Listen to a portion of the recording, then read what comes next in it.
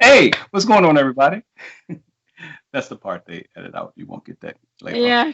Hey, what's going on, everybody? Welcome to another exciting episode of Meet the. I'm your host, Troy Rawlings. And today on the show, we have an amazing, vibrant, wonderful, blissful, Barbie Licious empowerment coach, um, mom motivator, mom life advocate, next level life advocate, Mm. um, proud Canadian, the one and only. Make some noise for Miss Barbie Liss. How are you? Oh, thank you so much. I'm good, thank you. How about you? I'm great. I'm great. Me Good, and Barbie good. so long ago, so long ago. It's like, So long ago. but I Way love the back. fact I tell people a lot of my audience, the majority of my audience are women. From doing our sex love and relationship show and just motivational stuff. A lot of the demo. It's good to know your demo. You know, I can be like, yeah, I'm a Mhm. guy's guy, and I have women 40 plus watching my content. But I love motivating um, my sisters from all walks of life. I love motivating people, period, about the next piece. I always Mhm. ask, what's next? What are you doing next? What excites you? What are you passionate about? And you live there. It seems like you dwell there. That's a safe haven. Yeah. And but I can Quentin Tarantino this interview and be all over the place. So let's go all the way back. Where are you originally from? I am from Toronto, Canada. Oh, Still okay, here, originally and still here, as most Canadians do. Yeah. that's good. And you're from Canada. You are so you're a mom, I'm a mom. I have three kids. three kids. So what are the ages? Uh, they are old. I have adults. I have a daughter, 31. My son is 29. Yeah, they all had birthdays this week. So they turned 29, they turned 31, 29, and 26. Girl, boy, girl. Wait, Yeah. all of your birthdays is the week before Christmas. Yep. Yep. I'm not laughing. Yep. Well, parents right now. It's, Some parents are laughing. Some parents are like, ah! yeah, it was crazy when they were little, but it's kind of fun now. When they Yeah. get older and they start separating. It's like, no, no, no. This is my birthday, mom. It's not Chris. It's my birthday. Christmas Yeah. is Well, next. there was like a big effort to make sure everybody had what everybody had, right? So, Oh, goodness. yeah. Goodness. Yeah. So, how did you get on this path? What was the journey? Mm. Born in Toronto, born in Canada. What was your life's path? What kind of work were you doing before you got into this? Yeah, well, I've done a few things. I did a psych degree in school, and then my ex and I started an art business. Hmm. So I was in the art world for many, many years, and then stayed home to raise my kids, and then went back to working. But I went back to, I was a personal trainer in a women's gym for 15 years. Hmm. And I did that actually till very recently. I've been a life coach, a women's empowerment coach for a few years, but I was doing it sort of part time and I was at the gym. And then during this whole pandemic thing, I just decided, you know what, I'm called here. And I left the gym and I've been devoting full time to my empowerment coaching, working with women, mothers in particular, but women in general. And yeah, I work with women to help them reclaim self. I find women often we are eternal nurturers and we nurture the whole planet and generally forget about ourselves. And leads to through life stages, you kind of forget about who you are. And I know in my own experience, many times, but like, especially an example would be like when my kids were grown and moved out and that empty nest thing. And you kind of stand there going, like, so now who am I? Right? And we kind of lose who we are. We hold so many roles. We're mom and we're partner and we're daughter and we're a friend, and we kind of lose a bit of self along the way. So I work with women to help reclaim that, to re-empower them to live purposefully and fulfilled, and refuel themselves when often are depleted. This pandemic has been crazy for everybody, so depletion's a big one. And you mentioned something key that a lot of people may hear and not fully take. How did you know? I take it you were doing some coaching already with your training and things like that. It kind of goes holistic. Oh, let's do training, nutrition, how you feel. How did you know you were called? What? How did you know you were called to this? Like, if you don't do this, something. Yeah. Yeah, I love that question. A lot of it, as a personal trainer and working with one-on-one with women, it was in a women's gym. So it's kind of like trainer slash coach there anyway, because there's a lot of talking and sharing going on. And I loved that. That filled me very much so. And then along my journey that really pushed me in this direction, it filled me so much to offer what I've learned on the past 4 years, which I'll dive into, but that the journey that I've been on took me to a place where I felt just so heartfelt and so fulfilled and called to doing this work that it almost wasn't a choice. I had to do this. That's my why. Right. Yeah. And you Yeah. talk about that on your page, your site. I'm big on color. I'm a mushy guy. I'm big on colors and how colors make you feel. Um, I see you do a lot of that in your imaging and your work, how your talks go. I'm not sure well, I know now you're not having any retreats or anything, but it seems like you're that perfect person to set an atmosphere where people can Yeah. I de-stress. try to. I'm a Reiki practitioner and an energy healer, and I think all that comes into my coaching as well. So, and my journey the past few years, which I guess I'll dive into, but that took me on a very spiritual healing path for myself. So all of that comes into my work as well. So I try to create a very safe, loving, nurturing space to dive in and reclaim that goddess that was supposed to be there the whole time and got kind of caught up in life, like who were you before life happened, and in a really safe, empowering way. So it's not really like diving into everything that's wrong, but more about empowering everything that's right. It's got a much more positive approach. But yeah. I was going to dive into a little bit. The journey that that pushed me onto this path was 4 years ago in the summer of 2016. My youngest daughter, who was 21 at the time, was raped by a stranger. And that launches into a journey for everybody, really. Like her story it's her story to tell, but I think we can all kind of, it's not an easy journey post rape to bring yourself back to anything. And her journey, as a result of her journey, I had a journey because I was her support and her, my world just kind of, everything else kind of went away, and my purpose and my sole focus was in her survival. And that's a journey, and it's a journey that I offer a lot of now too, in supporting moms who are supporting kids, because it's kind of a lonely journey. Your focus is on your child, and people are inquiring about your child, and they should be, because people should be inquiring about my child. But I found, like, really nobody asked how I was, and to own that, like, you need help, you almost feel guilty, because and like, I don't want to make this about me, because it's not about me, but I'm suffering here watching my child suffer. And it was a whole I had to learn a whole new way of mothering, because what I had known and what we had done, it wasn't working. She was in a dark place. She wasn't, her responses were different. She was different. I was different. Everything changed. So we had to learn a whole new way of momming. And that's the path really that brought me to where I am today. That's the path that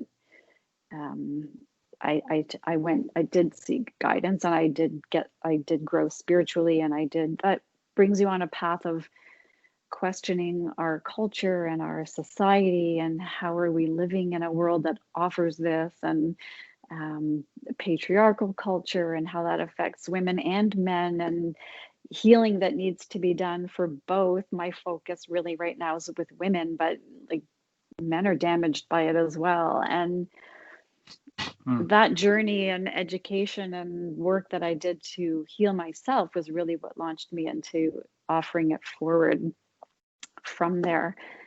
And then the second piece of that is that on my daughter's journey, so we did begin with a typical judicial system, which was incredibly re-traumatizing. I mean, we're in Canada, but it's the same in the States. It's a sexual assault trial it's very victim shaming and victim blaming, and it's ugly and it's re-traumatizing. And my daughter pushed for a restorative justice outcome, which was new to us. We'd never heard of it, and it came to her on her path, and she pushed to have a restorative justice outcome. And ultimately, as we understand it, she's the first in North America to have a sexual assault case conclude with restorative justice. Wait, for those that may not be getting it, instead of jail time, him going to a mental facility or a... So what restorative justice is it's a method that focuses on repair rather than punishment. Right. So it's which the penal system is supposed to be initially. Yeah, right. It's deeply rooted in indigenous cultures and Jewish cultures and many other cultures which have used this kind of method for many years. It's not new, but it's not recognized and it's not used, but it is there. And it focuses on repair rather than punishment, and it honors that there's a ripple effect when there's a crime. So rather than a court case, which really in a sexual assault case, usually there is no conviction, and if there is, it's a very short sentence. And what happens when you sit in jail, and you sit in jail and then you come out, and like, what's changed, right? Like, nothing's changed. The system's it's not set up to be healing or therapeutic or transformative. So restorative justice honors that the repair idea rather than the punishment, and it honors the ripple. So I would be a ripple, right? So there's the person who's harmed and the person who caused harms, and a ripple effect outwards. So my whole family was affected, and no doubt his whole family. If I was the mom of the perpetrator, I'd be affected too. So it ripples. So what happened for us was he was mandated to therapy. He did close to a year of extensive therapy. He learned about consent. He learned, whatever else he did in therapy. And when his therapist felt he was ready, we sat in a restorative justice circle that was guided by facilitators who've been trained. And our circle ended up being 8 hours. There was 7 of us in total, and we sat 8 hours in circle with her assailant, and he brought a friend, and there was myself and my daughter and my other daughter, and the lawyer that had helped, 2 lawyers that had helped her to get this system going. So it was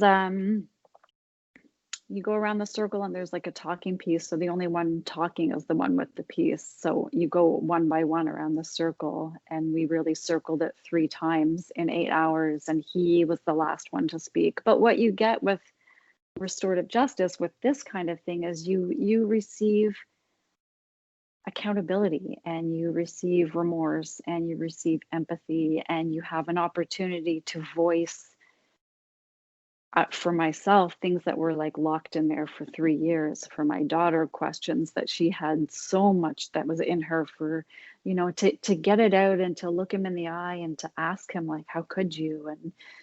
And to ask questions. She had questions, I had questions, and then it goes around, and he has the chance to tell his story and offer remorse and she always said she just wanted him to look her in the eye and explain how, and she received that, and I had questions and I received answers, and at the end of that 8 hours, I mean, I'll say it was like the most brutal, beautiful, awful, incredible, like it was every emotion in Um, one day. That was the most healing, truly healing experience and the most transformative day of my life. I think that all of us in that circle would say it was the most transformative day of any of our lives. That's what healing is. Our justice system doesn't give that, and through, I mean, I guess there's, if you can jump in if you want to, but I'm gonna like all of no, that whole. I'm just gonna say that I couldn't. I'm sitting here pushing back tears. Um, Mm, you said this was a stranger. She didn't know this person. no. So the only time she'd ever seen him was the night of, and then again a year later at the prelim trial, I have a daughter. I and have a then daughter, and I'm thinking to myself, my mentality if this happens to my child, and just the way you're talking about it, and of course I'd have to talk to your daughter and see, hey, how, and I probably couldn't make it through talking to your daughter. I'm hardly making it through talking to you right now. um, and I've never heard of that in that sense. This wasn't a date rape. This wasn't somebody she knew. This was a stranger, and your daughter offered to have restorative justice.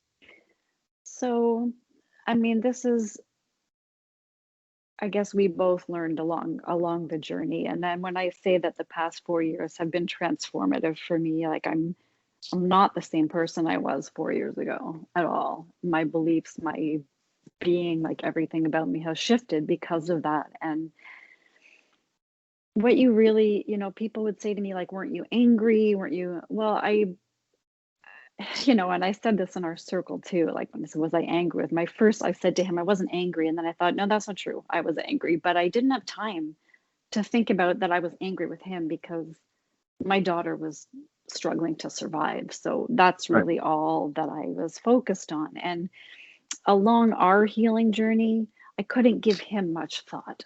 It wasn't, I didn't, there was no time for it. So by the time I did give him some thought, I had come to such a belief that that there's a huge cultural problem, that we are existing in a culture that has perpetuated this, that the patriarchal system has created a story for men and created a story for women that has led to rape culture. And I believe that everybody has a story. And at the time I didn't know his. Going into our circle, I got to hear his, and I did say to him, um, obviously I'll never forgive what you did. That's, that I can't condone and ever forgive, but I can hold compassion to the human who had whatever story that led him to do such a thing. And I think the healing has to happen culturally. The healing has to happen, and this is where I work with women. Like, we have been handed so many messages that they're not right. And we need to, like, I call myself an unteacher. I'm gonna like unteach all these messages and then reteach the ones that are really actually the ones that we should absorb. And I can, again, not forgive the action, but he's a victim of a culture that pushed him right into this horrific scenario. And so, on that end, there's forgiveness, not for the action. And he took accountability for that too. So that was, you know, pretty helpful too. But um, yeah, I think, you're saying as a dad in the split second of, how you'd respond with your daughter, you don't have time in that split second. And I know a lot of like my partner at the time was like, do we know where he lives? I'm like, that's not helpful. And the only thing that mattered was her survival. And she was already, control was already taken from her. And for anybody to respond in a way that was not giving her full control Full was control. not effective. And a restorative justice approach is very survivor focused. It was all about what she needed to happen in that circle and what she wanted to see, how it was for her. It was for her healing. And that's how we change society. Putting somebody behind bars to sit there and get pissed off. Like, I always equate it to being a child and being sent to my room. And my parents go, go to your room and think about what you did. And so I did. I went to my room and I thought about what I did from my perspective, and I got more pissed off, right? And then they'd say, come out, and nothing changed, right? You still got an attitude with them like, why are you mad at me? Right? But so, when it was my kids, and I would send them off to like cool down for a bit, and then I'd go back and say to them like, so what was that? What happened there? And to restorative justice takes more of that approach, a chance to like, hey, here's what you did, and here's why it's not cool, and here's maybe what you could do instead. And then, like this human, like her perpetrator, like he's a transformed person, and he's probably one day gonna, change lives for young men coming forward to teach them a better way. And to me, this is how we heal society. This is how we change a pattern of. I'm trying to make it through this interview, y'all. It's hard. I was asking before somebody, it's a brief interruption, technical difficulties. I was asking before that, how do you feel that your daughter was changed after it, or did it help at all? Absolutely. That was healing. I think the 7 of us that sat in that circle were changed that day. That was highly transformative for all of us. And my daughter's she's my hero. She's like a warrior. She's also in the field of coaching today. She works with sensuality and sexual trauma often. And she and I offer retreats together. We do a women's retreat every year. We're both in the work of healing for women and for society, and both advocating for restorative justice, because I think I walked out of that, I thought that her rape and the journey that I took after that was the most life-changing, and it was like the most life-changing thing for me. But our circle that day was truly a transformative day. We walked out of there and we knew this was bigger. It was bigger than me. It was bigger than her. It was a message that had to be. People were healed. People were changed. People were transformed. People were, the humans were honored and heard and offered empathy and compassion and healed. This is the only way we can heal our planet,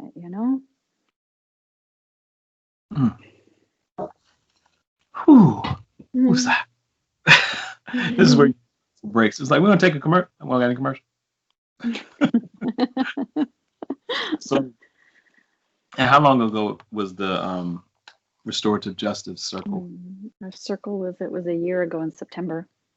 It's pretty recent. Yeah, a lot's happened in that year. I mean, we've both grown into running our businesses and offering forward, and while our retreat had to be canceled last year because of the pandemic, but hoping to bring it back in this year. And yeah, there's a lot of healing that needs to happen, and I think that we can only do it from a place of love. That's it. I heal through love, and I think if we're going to heal this culture and our society and our world and our humanity, it's got to be done through love. When my father passed away, wonderful guy, but had drug situations, alcohol. But his wife at the time, after he passed, and I agreed, said a quote, the worst thing and that he ever done to anybody was the things he did to himself. He was a wonderful man out. How do you help the people that don't realize how much damage their words and their psyche are doing to themselves by not allowing Yeah. themselves to go forward, not Mm. allowing their self-talk is so negative. Yeah. Why are you doing that? Oh, you messed up again. And instead of, all right, you got this. I was talking to a friend of mine, and she coaches herself on the work project she needs to finish. I'm like, all right, Karen, go. Yeah. But as Yeah. far as the self-love piece, the mechanism Mm. seems weird. How do you help people that haven't, because of past damage, because of whatever, Yeah. as adults, these women don't have the mechanism to turn on the voice of love. They don't have the. How do you help them? What's a key thing that you I can do? I think that self-love is the key to all of it for all of us everywhere. And I think that we've been in a culture that's perpetuated so much self-loathing that we've forgotten how to self-love. So I do a lot of work on self-love and noticing, like, usually by the time someone's come from to me, they're ready to look at their story, and I talk about their story. So what is it that's going to trigger you, and let's go back to where that came from. When do you first remember that? And let's look at the story that you were given as a child, from your parents, from TV, from teachers, like this is the message you were given. And what did you absorb in a message that was maybe the wrong message, Right, right? right. And how can we offer a different perspective of that? And I would say, like with you, for example, like with your dad, I would say to you, like, do you forgive your dad? Can you step outside of your little boy Troy who was hurt by his dad and now look at him and say, like, my dad was a human he was in pain. Yeah, He I was got a in chance, pain. but for my mother, Yeah. I had to do that when they were alive, and Yeah. So very undoing it, I would go back and let's see, like, by usually the person who's coming to me is already ready to step into that path. So we can look at the story that we've, everybody has a story that we've built, and I always say, like, you're the author of your story, and you can't change a circumstance, but you can edit, like our chapter titles are handed, right? Here's your book, here's the chapter titles, but you get to write them, right? mhm. So let's go back and look at, like, chapter 1, chapter 2. Let's look at what happened, and let's see if we can, like, edit and tweak. Like, when your mom did this and this, what was the message you received? And Mm, was that really the right message? Right? Maybe mm. there was a different message, and we can rewrite, and bring you back to a place of, like, that's the path that we're going to take to self-love. And let's vision forward. Who do you see yourself as in your perfect mind's eye? Like, how do we get back to her? That's That's that's our journey, is like that self-reclamation, right? no, that's powerful. I never heard it put like that. It's like you have the story there, but and especially being a writer, I know what rewrites and edits are. It's like, Mm, okay, but how can you're literally going back and changing the perception of what that situation was. exactly. Because perception, I'm realizing more and more about life is perception dictates everything. Yeah. You're looking at the homeless person that's happy go lucky. Hey man, how you doing? Hey, everything all right, man, all right. It's like, Yeah. I'm so happy. You're like, he's happy, he's homeless. But to Yeah. him, he's like, you know what? Another day. Yeah. And And you it's don't know the story perception. that the message that we absorb as kids, and I've had this conversation with my kids, and they'll come up with a memory, and they tell me their memory, and I'm like, wow, wow. My memory is different. My example of that is, like, if I put down, like, a wine bottle between the two of us, and I say to you, okay, Troy, describe the wine bottle, and you go, well, it's like this beautiful label with, like, trees and a vineyard and, like, blah, and then I say, what?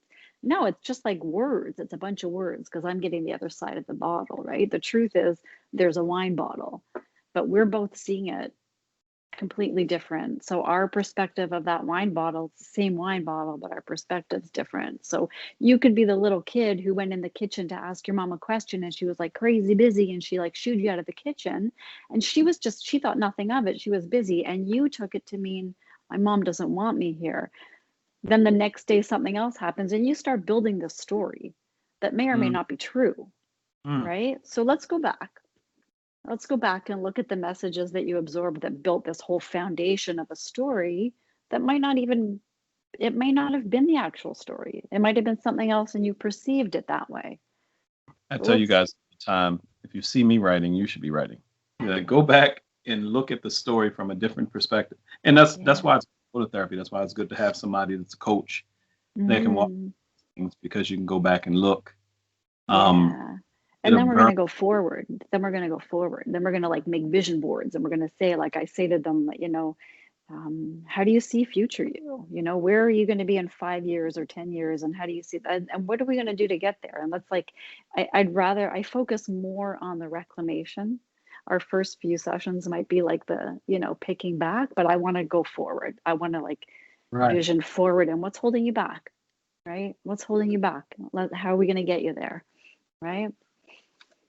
Yeah. Yeah. That's good. Yeah. That's good stuff. And yeah, just one of those. Mm. And I knew earlier. I said, we have to talk. If she talks about that situation, that's gonna take me out. But it wasn't that part was upsetting, kind of sad. But when we started talking about the restorative justice circle, Mm. yeah, because I could envision myself, and I've had situations like that. You're younger and you're church group or something, and something happens, and you're a part of the situation, and but or what I really there were times of men's fellowship or different things we had where they were open air. When I do my events, I've been doing a sex, love, relationship taboo talk tour for 16 years. I love helping men and women communicate better in love. Love So that. it started as circles, and Ron cut Mm. any question you want. Let's go raw. I'm a comedian, so it's based on that. We're having fun, and some of the realest conversations came out of that. Yeah. And same scenario, that tribal circle, that safe haven circle. What happens in this circle stays in this circle. That's a very indigenous thing, and a lot of people That's have right. gotten away from it. So that's powerful. So I know you do coaching. People can get in touch with you, and all of Barbie's information gonna be below in the YouTube link, IG link, whatever. Don't hesitate. Don't go into next year and not get in touch with Barbie. It's That's good we right. got somebody to talk to. Just she seems like anything you say to her, you're like, but he crazy, Barbie. Okay, I know he's crazy. What about you? Crazy right now? You know what? We all carry so much wounding and we aren't even aware of all of it. And I know that on my own journey, I keep finding wounds, like, whoa, I didn't even know that one was there, and we keep healing, we keep going. And the more we're open to it, the more we heal, the more we grow. And this year especially has been so super challenging for so many people. And I'm facing a lot of wounds or loneliness or where it's coming from. And I think that, I've been saying in my promotion now, like, let's do it now. Let's like kick off 2021, walking in, leaving behind what wants to be left behind and walking in like fully empowered and make it a better one. Yeah, I mean, we're here. Like Yeah. we're the remnant of, like, I've lost people, friends this year. My Yeah. mom passed. Oh, Um, sorry. Yeah. yeah, thank you so much. And she Yeah. was sick, and I was at a good place with her, but it's like, some relationships are gone forever, and some people are not here. And it's like, if we're here, there's always a time when we're here, we make it through a year. That's really what New Year's celebration is supposed to be like. My father's birthday was December 31st, New Year's Mm. Eve. So we call it Joy Day. I got to make sure I have he always wore a suit and a brim. So I got to get me a brim that I can wear in a suit and make Yeah. sure I'm celebrating, because he was just a phenomenal. His spirit was so good, but and inside, he suffered for depression for years. But on the Yeah. outside, that's Dell. Mr. Dell's fun. He's And how many people, and for me to bring that full circle, to think about how many mothers, like until I became a single parent, until I had my daughter, most of the time until I had her, I did not understand fully how we say strong, and we throw strong around a lot, but strong a lot of times insinuates that that person doesn't need help. So I don't want to say I love but it. because I know sisters, and I call all women sisters, black, white, whatever. I know sisters that have 3 kids. They're single mother to 3 kids. In some cases by 3 different men. And they're doing it. And Yeah. they have a sense of just doing what they do. Yeah. And you're looking at them on this side now. I look at them before, it was like, oh, hey, he was going to come out. And, you don't know what it took for that person to go out. Like I'm having an event and I see them there. Do you know what it took for this person to get out the house?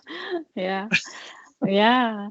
And I think that I love that you mentioned that about strength, because that's a big one in our society, that we're led to believe, like, stand up, brush it off. And I thought that forever, like I'm the strong one. And to me that meant I can do anything. I'll stand up, brush it, I'll deal with it. It'll be fine. I'm okay. I'm okay. I'm okay.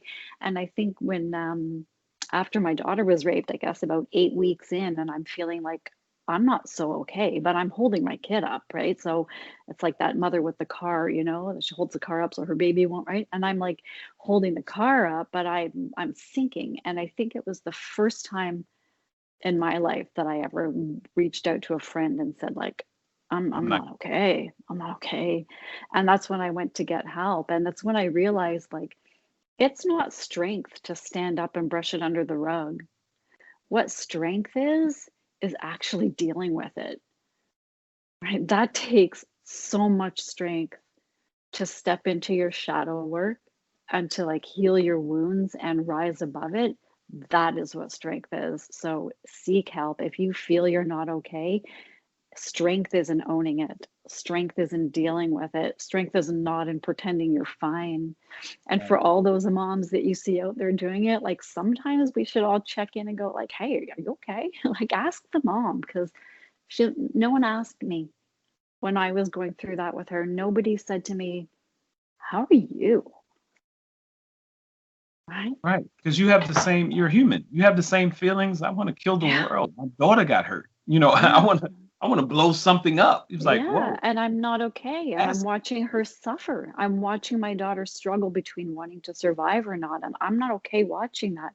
And I'm supporting her and it's killing me. And I can't respond because she can't see my response. And nobody's there going, Be strong for her. right, while I'm coming apart. You, I don't know the young lady's name. You may. There was the young lady who started the Vagina Monologues, Mm. and I, I think she has a TED Talk. So if you guys get a chance to look up the TED Talk, and I think she says it in the TED Talk that everything in society is trying not to get emotional. Everything in society is trying to kill the little girl in all of us.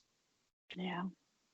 And she starts breaking down how, and I had to be mindful of this with my daughter. Sometimes I have conversations with her, I'm like, look, you're 9. Certain things you should be able to do. I pull back and I'm like, she's 9. And I tell her, I want her to be a child. I want her to have fun. I don't want, and I tell her sometimes we'll be driving to something. I said, Zoe, never lose that joy you have. Never lose your zeal. Never lose, because that's bright. I see in her when I was acting a fool as a kid. My friends were like, calm down. Yeah. What No, is that? People trying to squish you. Don't ever be squished. right. Cause I'm like, Zoe, calm down. She's like, I was like, I said, oh, let's take a walk. I said, that's my fault. We haven't been Yeah. outside. Especially now, all these parents that are zapping out, he's like, oh, they're calling them now. They haven't been outside, y'all. They have not. You haven't taken a walk with your child, ridden a bike with your child. Yeah. Take them out, let them run, just jump in the field. Yeah. We were squished. So, like I grew up I mean, I'm sure I'm older than you, but I very much grew up in a because I said so society, right? Like because Yes. I said so was a good enough answer. The That was 70s it, bracket came out. I'm right? 45. So yes. Yeah. Uh, It's yeah. So, right? Because I said so was an answer. So we didn't question a whole bunch. right? Right. And because I said so wasn't always a good answer, and I always use like, we didn't question. And we were squished so much. We were like to be seen and not heard, and because I said so was okay. So like voices were squished. My Mm. voice was squished because my parents didn't want to hear what I had to say. They gave an answer because I said so, and that's it. And I didn't have a chance to voice how I felt. So it gets squished, Yeah, right? it's hard. I've had to, and I'm a communicator. That's Yeah. what I'm good at. So if I can't communicate with my daughter or my spouse or anybody, Yeah. something's wrong. So Yeah. I'm like, my brother must, So I'll tell my daughter. By the time I'm telling her to go, it's funny because me telling my daughter to go in the corner gets the same response I used to give my mother when I knew she was about to take a belt on me. She was like, "Oh yeah, go upstairs." No, no, wait, mom, wait, and I'm like, stand in the corner, Daddy. Wait, give me give me a second. I'm like, I gave you 20,000 seconds. Now you Yeah. have to stand in the corner. But it's funny to me because at one point in time, I didn't think that would have been an effective punishment or effective course of action. But after I Right. do it now, I go out and I sit down and talk. I'm like, look, Daddy's not good with feeling this way. And then let's talk. Talk to me. You're not going to get in trouble. Right. Talk. Exactly. You want them to be able to have a voice. They may not always get their way, but they should always have a chance to express how they feel. That's how I did it with my kids too. I think that, you might not always have your way, but your voice should matter. I should at least hear how you feel and honor it. Right. Yeah. So it's a part of the things that you don't say are the things that tend to jack you up. And that's one of the things I try to Mm, tell my daughter, look, it's not the fact that you did this, that, and wrong. It's the fact that since you said nothing, or since mm, you address it, or since you're not responding, or your attitude, or so I go through different right. things and different ways to communicate it out. And we used to hear that, tell me the truth. If you tell me the truth, you won't get in trouble. Yeah. Yeah. Right. Yeah. And you tell them, Yeah. okay, Yeah. and you can see him like it's like steam coming out their ears. Like, Yeah, okay, but I think the conversation's so important. Our kids need to know, and that's a restorative justice approach, right?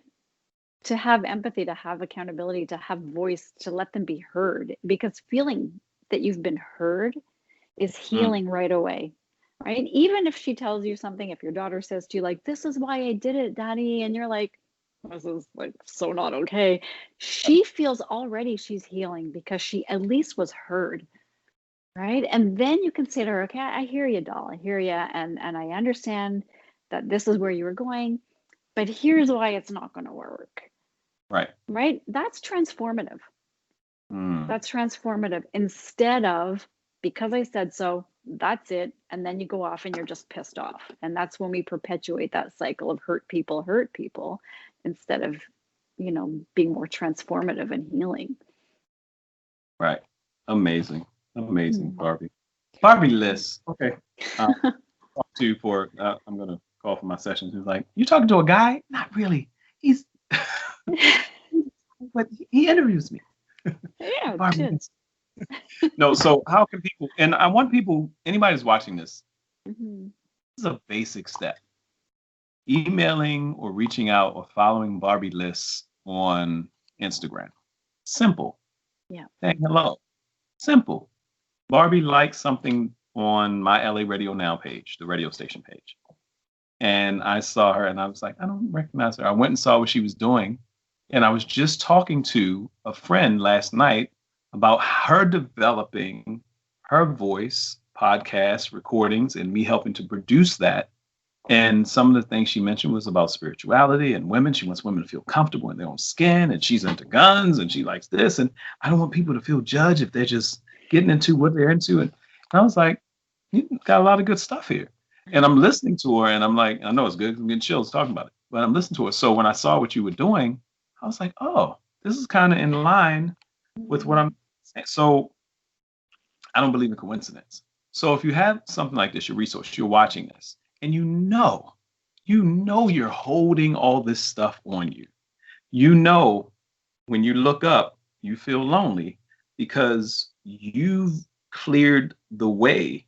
Or when you look up, you feel like you're overwhelmed all the time, but it's just what I got to do.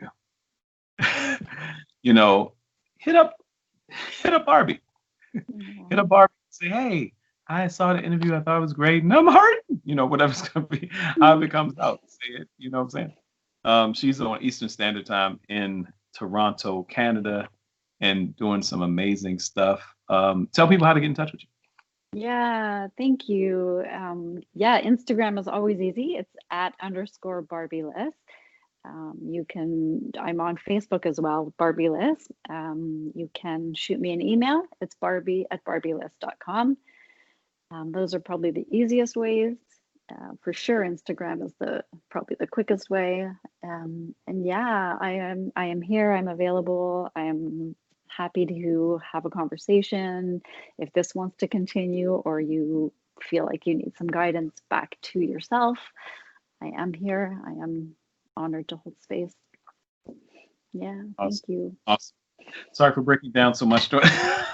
No, it's like I know. So I'm glad I keep certain things on my media desk so I can just grab. Hold on one second. Yeah. Oh, no, I so appreciate this platform and this space to share. I do. Thank you. No, amazing. Thank you for the work you're doing. Continue doing it. Thank you for taking time out today. Thank you. I got to talk to you today. And I value when people do that and make it happen, because obviously somebody needs it. And thank you for this. We'll talk to you soon. Thanks, Troy. Thank you so much. Bye-bye.